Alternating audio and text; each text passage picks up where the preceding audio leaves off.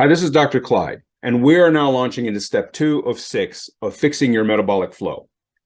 In this step, we're going to look at what these levers are, how they interact with each other, so that you can start to think about what lever most likely has the greatest leverage for you to fill in gaps in your metabolic flow.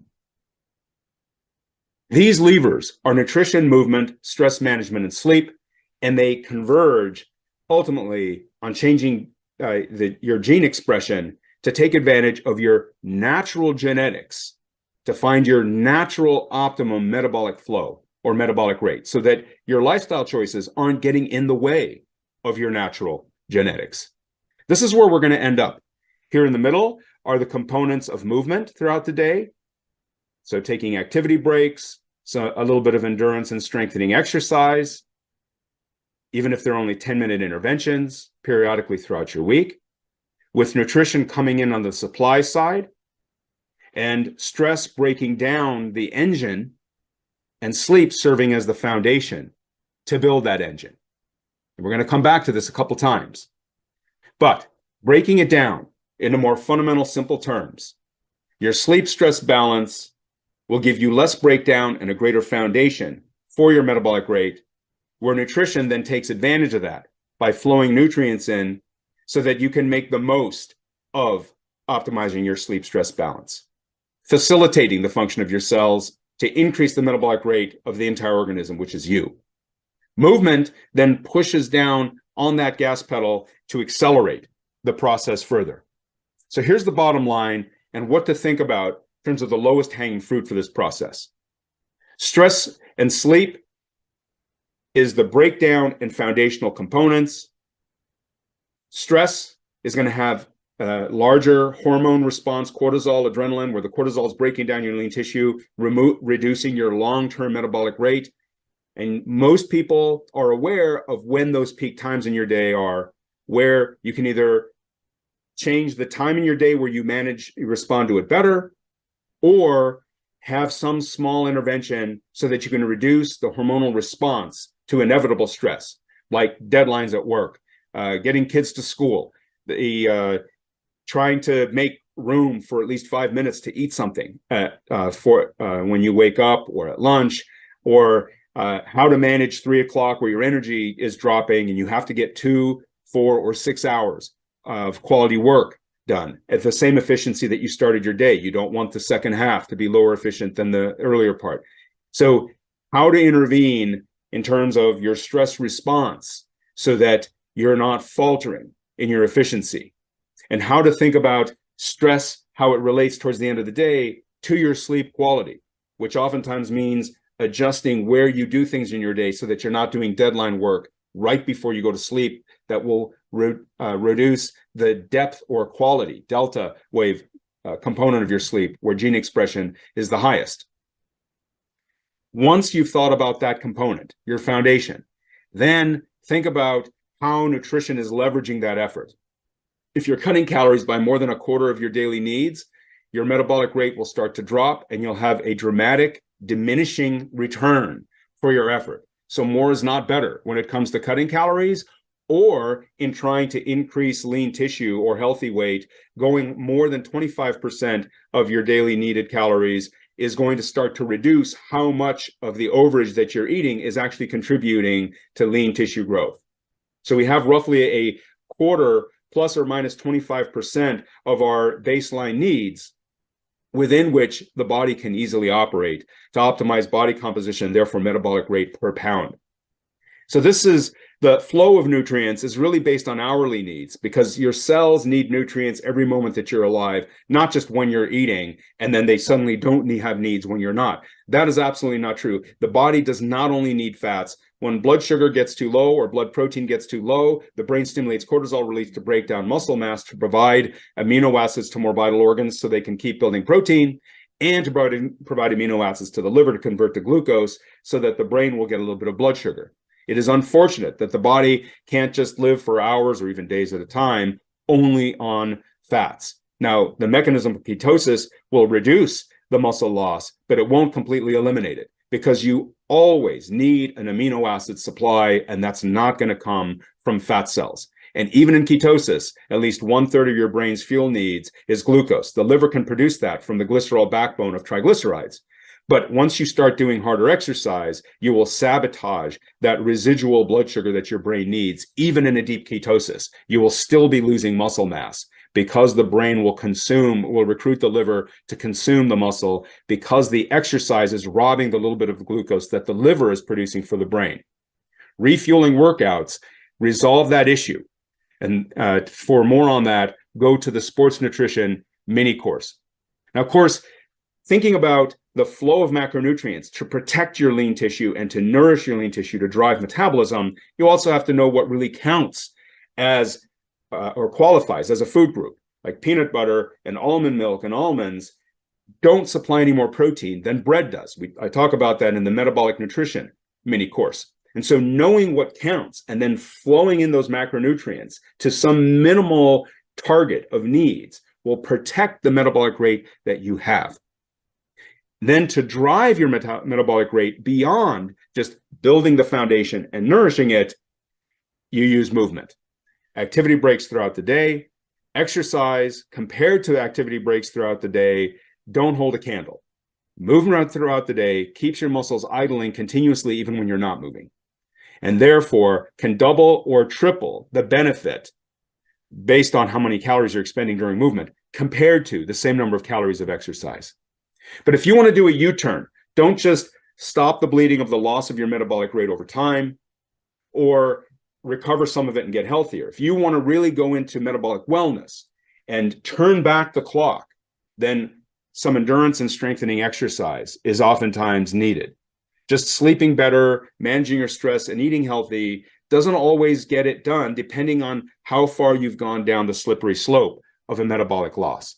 But those exercise interventions can be trivially short, 10, 15 minutes of focused exercise for cardiovascular and for strengthening to recover some of your losses. It does not take gym memberships, going to a track, complicated workout regimens. It just takes a little bit of a conceptual understanding of metabolic flow in the body and how to target filling in metabolic gaps. And you can gauge your progress based on how you feel when you wake up and how you feel throughout the day. So waking restfulness gives you a sense of how deep and the quality of your sleep, which then gives you a sense of the extent of DNA gene expression that's happening in your body, which then leverages the benefits of your nutrition and movement by day. Your waking restfulness gives you a sense of how well your body is going to leverage those benefits of the choices you make throughout the day. Then your muscle soreness or recovery rate gives you a sense of how much protein production is occurring as a first step towards recovery based on that quality sleep DNA gene expression. And your energy levels throughout the day, mental and physical energy levels, gives you a sense of the energy supply or availability to those processes. So those three things give you different insight from three different perspectives on the foundation, the first step, and the energizing of both of those steps of the foundation and the protein production piece, how all three of those, how well they're working together. From the nutrition perspective, we want to think about matching our minimal needs, macronutrient needs, some glucose for the brain, amino acids for new protein production in your cells, unsaturated fats for endocrine and immune and cell membrane function, and really every cell has multiple demands on essential fats that your body is unable to make, hence the term essential. And then vegetables don't just give us satiety, slowing down digestions to even out our nutrient flow throughout the day, but give us micronutrients, which is vitamins, minerals, antioxidants that aren't oxidized as they would be in supplements. Powders made from vegetables don't hold a candle to fresh vegetables. When you dry stuff and turn it into a powder or sell it as a liquid, oxygen is attacking it all the time. You want oxygen to be attacking it in your body. You want the antioxidants to sacrifice one of their electrons to oxygen in your body, not while it's being processed and turned into some fancy, expensive powder or smoothie where it's already more than half dead, gone, before it ever gets to you. So it's really sad, this placebo or self-talk on how using powders and supplements that are, from various healthy foods, we think that it's like eating those foods. It couldn't be further from the truth. I mean, if you want to upend your slippery slope into lower metabolism, you have to start with natural, unprocessed, wholesome food. You absolutely must start there. There is no way to cut corners around eating food. So in this cartoon, I'm showing you here the foods coming into the digestive system, the pitcher, and how fast the pitcher pours into the bloodstream. The bucket is determined by digestion rate. Natural, wholesome, fresh food digests the slowest and will therefore come into the bloodstream at a rate that your lean tissue can absorb it instead of spilling over into body fat. If you repeatedly spill over into body fat, you will go up in body fat even if you're under eating. And you might not notice it on the scale, but lipids will still accumulate in your vital organs, including your bloodstream and your arteries. Thin on the outside, fat on the inside. And then if the total calorie count is higher while you're doing that, then it'll be more obvious to externally and on the scale. But regardless of what is obvious externally, you'll have a lipid accumulation from the overflow because of the rate of digestion of what you're eating, regardless of how much you're eating. To give you a horrible example of what you might be doing to yourself without realizing it, a piece of candy that's 25 calories has the same amount of sugar, 25 calories worth, as all of the blood sugar in your 5 liters of the bloodstream in your body. So if that's digesting in 10 minutes, and it does because there's no effort in the body to digest processed sugars, you're doubling your blood sugar in 10 minutes. Of course, you're going to get a large insulin response to that, as if you'd eaten a 600-calorie healthy meal, but you only had 25-calorie piece of candy. And so now you're getting a large insulin response that drives an overflow to body fat. And you might say, well, it's not going to raise my body fat very much because there's not many calories here. Wrong. The insulin tells your fat cells to stop releasing fats because your body is responding to the rate of the blood sugar rise, thinking there's more calories coming. Our body is not designed for processed foods, carbohydrate or otherwise. So once you have an understanding that less than half, really only a third of your calories need to be macronutrient specific to meet specific physiological needs, everything above that can be any food that you want, so long as it digests slow enough to be useful to your body in the short term, as opposed to constantly overflowing. You might say, well, that means I can't have burritos, burgers, and pizza because they digest too fast. It's processed carbohydrate with some fats thrown on there, usually oxidized grease.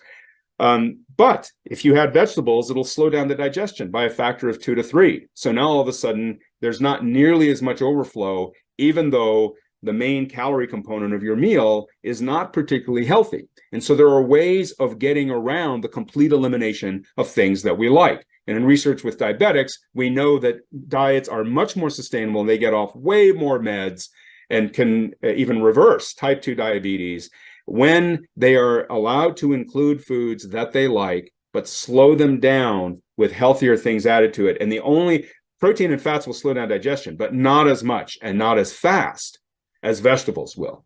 And so really stabilizing nutrient flow, carbohydrate, and for the rest of the macronutrients, but particularly for the carbohydrate to supply to the brain and to facilitate protein production, to utilize all the protein or amino acids that you're eating, you want a stable carbohydrate flow, a stable blood sugar. And vegetables, you could think of them as a supplement if you want. Fresh vegetables as a supplement. Now there's a new concept, so that to turn your meals into slower digesting and therefore improved physiological response foods. Take how you eat and how you like to eat, even if that's pizza and ice cream, with you to your goals. Take point A to point B. So you stay who you are. And that nutrient delivery comes in through your cardiovascular system to be delivered to your cells.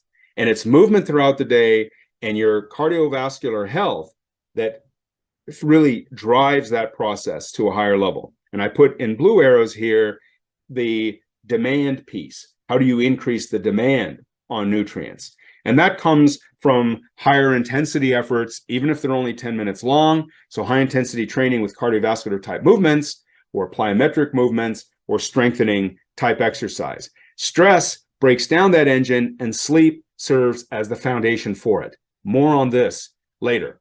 So if you separate out nutrition, the components or steps to driving your metabolism, it really begins with creating a safety net so you don't lose what you already have. And for that, you maintain steady hydration, a steady protein and carbohydrate flow so that your cells aren't consumed as a nutrient source. And basic stress and sleep management will help reduce the cortisol response that breaks down lean tissue. So this is your minimal safety net. You're not metabolically healthy, or you haven't achieved metabolic wellness yet, but at least you've stopped the bleeding, you've stopped the slippery slope, you're keeping your system where it's at so that it doesn't get any worse.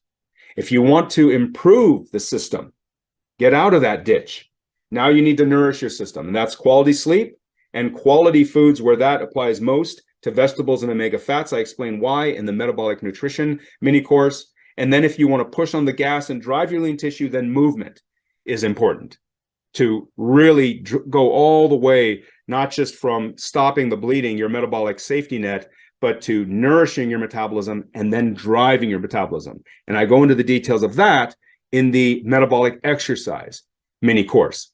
This brings us to step 3 of 6 in the metabolic method to optimize your metabolic flow, which is the nutrition component.